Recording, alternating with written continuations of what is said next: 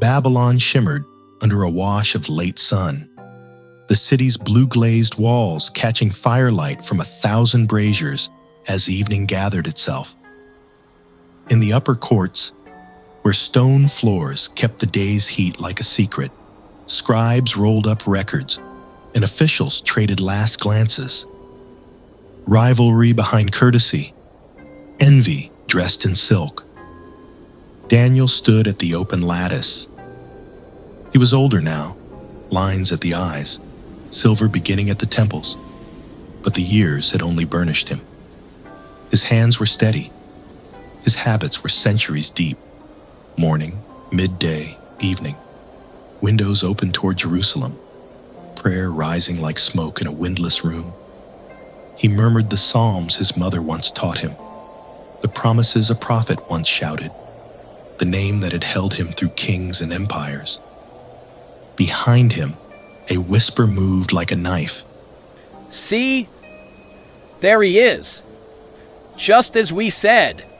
The foreigner who keeps laws, not the king's. Tonight he falls. They had made a trap out of flattery. They had wound law around vanity like a chain around a tiger. O King Darius, live forever. Establish a decree that whoever petitions any god or man but you for 30 days shall be cast into the den of lions. It had sounded like honor. It tasted like poison.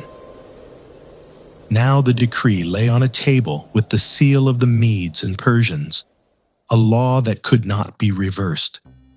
The king had not seen the teeth inside the scroll until it was too late. Daniel closed the prayer with a whisper and turned. Guards waited in the hall, iron at their belts, apology in their eyes. Daniel, servant of the Most High, the captain said softly. Forgive us. The old man nodded. I have nothing to forgive you for, he replied. He rolled up the mat. He smoothed the edge of the window's curtain as though neatening a memory. Then he walked with them through the corridors that smelled of oil and ink and fear. Night came. Torches threw long yellow tongues against the walls. The den's mouth yawned in the palace courtyard, a black circle rimmed by stone, the air from it cool and metallic, the smell of animal and earth rising like a warning. Somewhere below, a paw dragged against rock. A chest rumbled like distant thunder. The sound found the bones. Darius stood there, king, but not master of this moment. He looked older in torchlight. Regret had already hollowed out his cheeks. He reached for Daniel as a man reaches for a friend in a crowd he cannot stop. Your God, whom you serve continually, he will deliver you. Daniel's eyes held his for a heartbeat, clear, luminous, strangely calm. May the king live forever, he said. And if there was a private prayer tangled with the blessing, the only witness to it was heaven. They lowered him down by ropes. The dark took him as water takes a stone. The last light at the rim became a coin dropped in a well and then disappeared. The ropes came up empty. A stone the size of obedience rolled over the mouth of the den. Wax melted. A ring pressed. Law made a lid. The courtyard emptied. The torches withdrew. And the night and the den and the old man met each other in the quiet. The lions padded close. Eyes, yellow as lamplight, blinked open and shut. Muscles slid under tawny fur. One exhaled, breath warm as an oven. Another laid its paw down, and it was the sound of a door gently closing. Daniel could feel their presence like weather, heat, weight, wildness. He could hear the rough music of their throats. Hunger turned into a low hymn. He knelt. Kneeling, he thought, is the same in palaces and in pits. He whispered the Psalms again, the ones that fit stone and fear like a key. The Lord is my light and my salvation. Whom shall I fear? His palms pressed cool grit. His knees found the ground as if they had known it all their life. He breathed a name that had steadied prophets and sheltered orphans and split seas. He breathed it like a lamp into the dark. Something moved, air folding, like wings in a place where wings did not belong. The lion's rumbles changed, heads lifted, ears turned, as if they had heard an instruction older than their appetites. A presence entered the den, not heavy, not loud, just an authority that animals and angels both recognize. Daniel felt warmth at his shoulder, certainty settling into the room the way dawn settles into a horizon long before the sun is visible. The great heads lowered. One lion lay down and rested its muzzle against the old man's knee, as if remembering a garden where names and beasts were friends. Another blinked slowly and tucked its paws beneath its chest. The den breathed. The night passed. Somewhere in the palace above, a king did not sleep. Darius paced through halls that echoed his sandals back at him like accusations. Musicians set down their instruments at his gesture. Plates of food went cold and then were removed. He tore at his robe once and then again, and it did not ease him. He avoided the pleasure rooms and the wine. Sorrow found him anyway. He had signed away a righteous man to satisfy cowards. He had made a law strong enough to bind his own hands. When first light burned the edge of the sky, the king ran.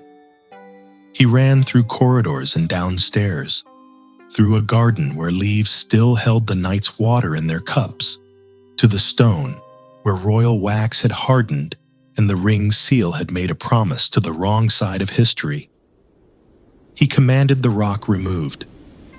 He leaned over the darkness and cried out, voice cracking into the hole like a boy calling down a well. Daniel, servant of the living God, has your God, whom you serve continually, been able to deliver you from the lions?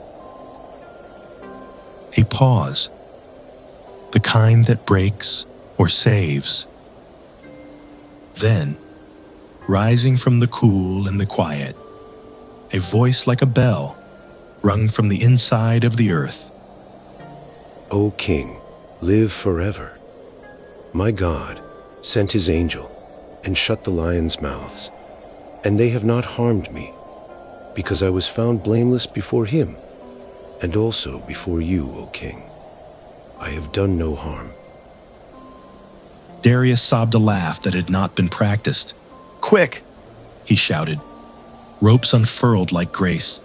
Hands hauled. Dust flew. And then Daniel stood in the morning, clean as a prayer newly spoken. Not a scratch on him. Not even the smell of fear. The conspirators' faces went pale as parchment. The law they had made, thick as iron, turned suddenly on its makers. They were thrown to the den they had prepared, and the lions remembered their hunger. Justice is not always a poem, but this time it rhymed. Darius lifted Daniel's arm like a victor's, and then lifted his own voice like a psalm. I make a decree that in all my royal dominion, people are to tremble and fear before the God of Daniel, for he is the living God, enduring forever. He delivers and rescues. He works signs and wonders in heaven and on earth. he who has saved Daniel from the power of the lions. The palace exhaled. Somewhere, a scribe wiped his eyes. Somewhere, a child would remember the story for the rest of his life and teach it to his grandchildren, pointing to a night when wild mouths stayed closed and a king learned a new word for power. Daniel returned to his rooms.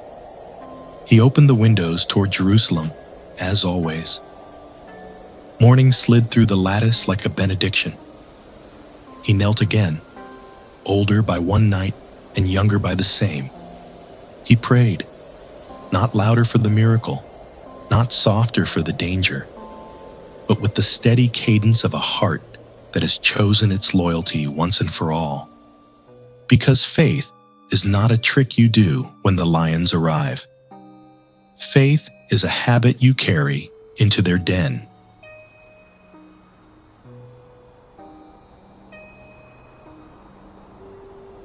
We imagine courage as a sudden flare, one blazing act in a crisis. But Daniel's courage was daily obedience that grew old with him. Windows open, knees bent, prayers steady. When the trap sprang, he didn't have to invent faith. He simply kept doing what he had always done. You may not face lions with bones like clubs and mouths like furnaces. Your den may be a boardroom, a hospital corridor, a group chat, a law inked by hands that do not love you. The question is the same. Whom do you serve continually? When the decree is designed to make you hide your devotion, will your windows still be open? Notice also the other man in the story, Darius, trapped by his own pride and paperwork. He could not reverse his seal, but he could run at dawn and call into the dark. Maybe you are a Daniel today. Maybe you are a Darius. Either way, the Lord is able to deliver, to close the mouths of what hunts you, or to open your mouth with a decree of praise when the night ends. Faith is a rhythm before it's a roar. Build the rhythm, and when the roar comes, you will already know what to do.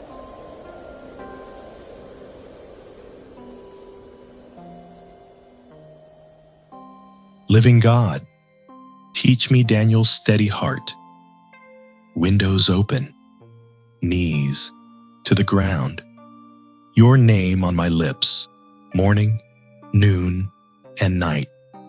When laws or pressures demand my silence, give me courage to be faithful without spectacle. Shut the mouths of what threatens, and make my life a decree that you deliver. Amen.